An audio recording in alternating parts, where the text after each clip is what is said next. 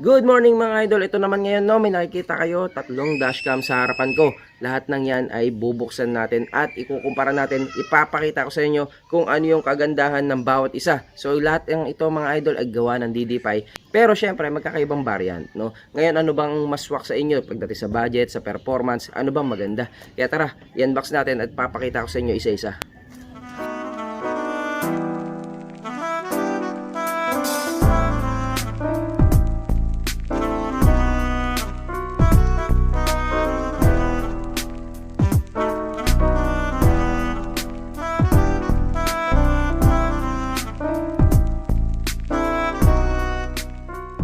Okay, so una na sa ating listahan itong DD5 Mini So sa DD5 Mini mga idol, ito ay single dashcam lang. So ibig sabihin front lang siya, no? Yan oh.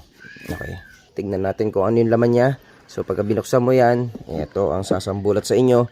So yung user guide and then yan. So pagdating sa DD5 Mini, kaya nga mini no, lumalabas na ito lang ang laman niya no. Oh, single camera lang siya. So ibig sabihin na single camera, yung harapan lang, no? Wala siyang rear view. Kumbaga do sa una natin review na DD5, yung Z40, meron siyang rear camera. Kaya nga dual channel. Pero yan, no, katulad yan, dual channel. Ito rin dual channel. Siya naman, single camera lang, pangharap lang. Iyon. And then syempre, wala siyang monitor, pero yan no. Ito yung kanyang memory card, no? And then may mic din yan for sure. And then yan, napakasimple lang niya, no? Yan o, pwede mo pihitin ng ganyan.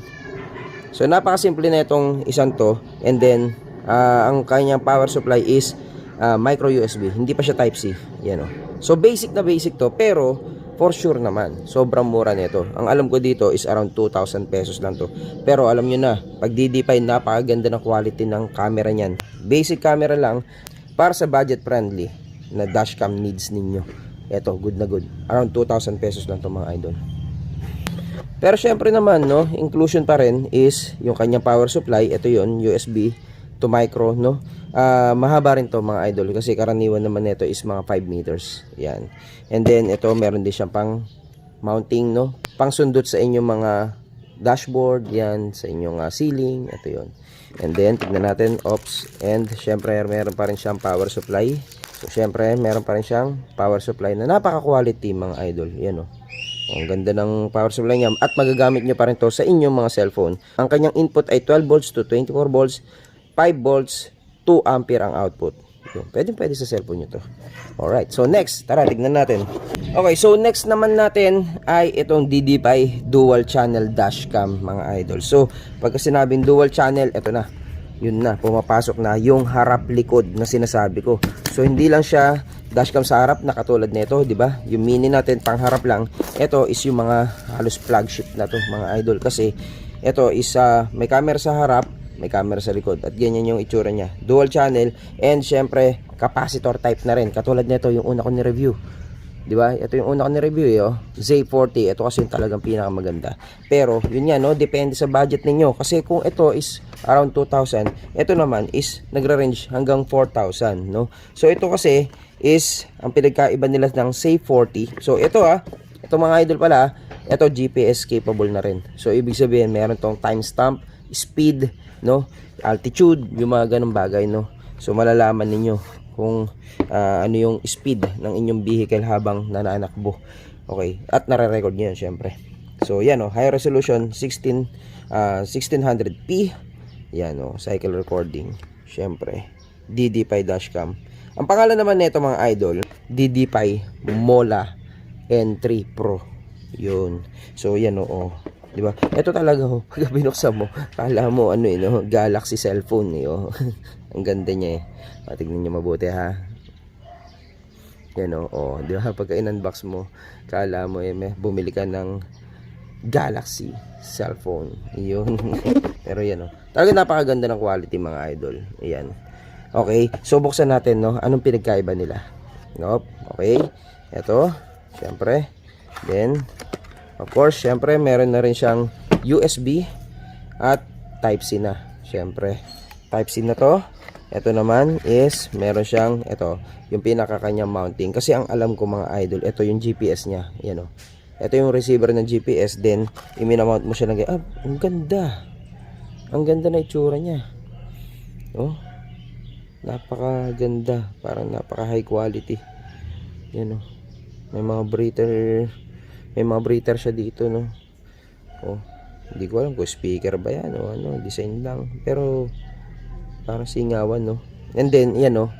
Yung port niya dito is actually ginaganyan niya, no. Oh, tingnan natin, ha. Oh. Pati yung pag-snap niya, ang ganda, oh. And then, tingnan natin, no. Yan, oh. Ang ganda ng pormahan niya. So, ngayon, no, ano ba pinagkaiba nito naman? Syempre, of course, meron pa rin naman siyang power, no, yung kanyang charging, yung kanyang power supply, no. Ito pa rin, tingnan natin kung ano yung power supply niya, kung same ba. Okay, same lang, 24 volts, okay, 12 to 24 volts, 5 volts to ampere ang output. Yun, so pwede pa rin sa cellphone ninyo. And then ito nga siya, no. And then makikita nyo may butas siya dito. Para saan yan? Kasi nga ito is dual channel. So pag sinabing dual channel naman, meron siyang rear camera, no. Sa rear camera niya, buksan natin to. Okay, rear camera, no. Yan ang laman naman. Okay. So sa rear camera naman, yan, no. Pares lang sila ng Z14 na nauna ko ni-review. Yan, oh. Then may mahaba rin siyang kable, no? Katulad nga nung sa C40. So ito mga idol is kakabit mo ng ganyan, ibabaybay mo yung wire na to, and then so ibig sabihin front, ito medyo mabigat, oh, ang ganda talaga. So ibig sabihin ito is front, ito yung kanyang rear. So dalawang camera naman, no? Okay? And then syempre micro SD pa rin nandito sa gilid. 'Yun. So ngayon, no, yan, igilid naman natin to, and tignan naman natin tong Z40 dashcam, no. Okay, and then yung ating last item is yung aking kinabit sa aking Vios na DD-PI dual channel dashcam na Z40 naman, yan, no, Z40. So ang pinagkaiba lang naman nito, actually meron akong full review nito, ipapakita ko diyan sa inyo sa mga link, no, sa link diyan sa may aking description. Sa full review video nito mga idol, ipinakita ko kung paano to gumagana, yung sample video niya, and then syempre kung gaano siya ka-premium mga idol. Napakaganda nito, DD-PI Z40, no. So ang pinagkaiba niya lang sa mga ito ay merong syempre screen dito. Yun. So makikita mo na, mamomonitor mo na. Whereas dito naman sa dalawang ito is kailangan mo yung iyong cellphone para ma-monitor yung laman niya, no. Pero yung cellphone na yun, no, i-connect mo lang yun pagka gusto mong ma-monitor. So via wifi lang naman yun kung gusto mong makita yung screen niya, yung footage niya. Pero kapag yan is na-setup mo na, hindi mo na kailangan ng cellphone. So standalone na yan, kukuha yan mag-isa, no. Ito nga lang is meron siyang screen, yun. So syempre dual channel din siya, meron din siyang ganto. So halos parehas lang sila nito. So dual channel din, may rear and front. Pero yung rear camera niya is same lang nito. Yan, ganyan. Yun nga lang pinagkaiba, no. Ayan, oh, yan yung camera niya, oh. Yun lang pinagkaiba, may screen to. So ito naman mga idol is nagre-range ng 6,000. Pero ito talaga yung pinaka-premium sa lahat. Yun. So kung gusto niyo ng full review neto, ito may review na ako neto. Pero ito is i-review ko pa lang full review, then ito gagawin ko rin ng full review. So sa ngayon is kino-compare ko lang yung tatlo. So ngayon mamili kayo kung ano yung mas swak sa budget ninyo, no? Pero lahat yan gawa ng DD-PI, napaka-quality. Pati mga sensor niyan mga idol, Sony ang ginamit diyan. Napakaganda ng quality. Lalo na yung kanyang audio recording, yun yung number 1, no? Number 1 na nagustuhan ko sa kanya. Yung audio recording niyan, tatlong yan, napakaganda, no? Kaya kapag meron kayong kadiskusyon, talagang nakaka-capture yung mga salitaan. Kasi sa ating dashcam mga idol, hindi lang mahalaga yung footage. Kasi yung footage kung minsan sa harap lang yan, eh. Pero ang tanong dyan, kung paano yung naging salitaan. Kunyari, nasa gilid mo na, yung tao, nasa gilid mo. O kaya sa loob ng sasakyan, may pumasok, no? Wala. So, malaki kasing factor talaga yung audio recording, no? Hindi lang dapat video, pati yung audio. Napakaganda kung mai-record niya ng malinaw yun. So, dapat audio and video, malinaw. Yun ang gusto ko sa dashcam. At yun ang nagustuhan ko dito sa DD-PI. O, ito, testingin natin. Sa mabilisan lang, para lang meron kayong idea kung gaano siya kalinaw. At yung audio niya, kung gaano kaganda. Tara. Yun. Okay, so dashcam testing, no? So, ito is yung DD-PI Mini. Yan. So, testing ko lang, no? Siguro ang layo nito is, syempre, yun, no? Isang kamay ko. Ang layo. Yan. So, tinatesting ko lang, no? So, Yan nga sinasabi ko sa inyo, yung audio recording, mahalaga yan. And then yung video niya, tingnan nyo na lang kung ano yung pinagkaiba ng quality. So, testing 1, 2, 3, 4. Yan. Yon. Okay, so ito yung sample video naman ng DDPi Mola N3 Pro, no? Dual dashcam ito. And then yon, no? So same lang nung ginawa ko dun sa Mini. Yung layo rin nung aking boses, no? Ganyan. Yun, same lang. So, yan, nagre-record siya ng audio. Yan, testingin din natin. Then yung video. Pero lahat sila is isiset ko ng, actually yung katulad ng Mini kanina, isinet ko sila ng full HD lang. Pero yung Mini kasi is up to full HD. And ito naman is 2K plus. So ibig sabihin, pwede siyang 1440p. Something, so parang ganun, no? So 1440p, parang ganun. And then yung isa naman is 2K plus, no? So 2K plus is 1600p. So mas malinaw yun, no? So yun. So mas malinaw yun, mas malaki ang resolution. Ganun yung pinagkaiba nila. So testing lang, no, para may comparison lang kayo kung gaano sila kalilinaw. And yung pag-capture ng boses. Yun, mga idol. So ito, no, DDPi Mola N3 Pro. Tara.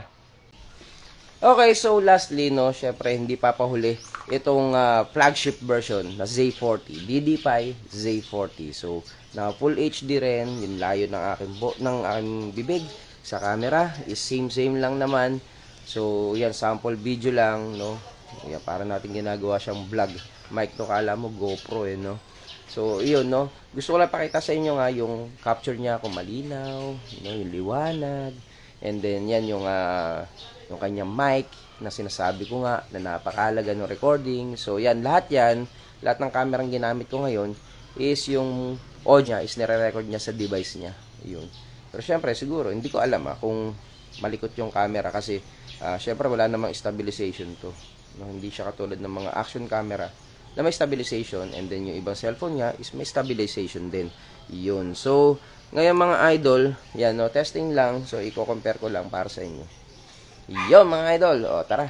At syempre, mga idol, yun lang po muna. At kung gusto niyo bumili, syempre, Shopee, Lazada lang yan. Ilalagay ko yung link dyan sa ating description. And then, kung gusto niyo nga mapanood yung full video neto Z40 na ginagamit ko ngayon, ilalagay ko rin dyan sa description yung link. And then, kung bibili kayo, no, ganun lang naman ang price increment niyan. Yung Mini is 2,000. Yun na mga Mola N3 Pro is around 4,000. And then, ito, yung may screen, kung gusto niyo yung flagship version nila. So, ang presyo nito is around 6,000 naman. Yun. Kaya hindi mo alam mamili, mga idol. Kayang-kaya niyan. Dashcam yan eh. Kisa naman, di ba? Alam niyo na, napakahalaga niyan.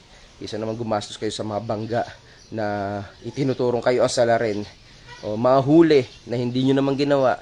Yun, maigi ng protektado tayo ng dashcam na to. Yun muna, mga idol. I-review ko yan. Full video ng DDPi Mini tsaka full video ng DDPi Mola N3 Pro. Isusunod ko na. Yun lang po muna, mga idol. Maraming salamat po.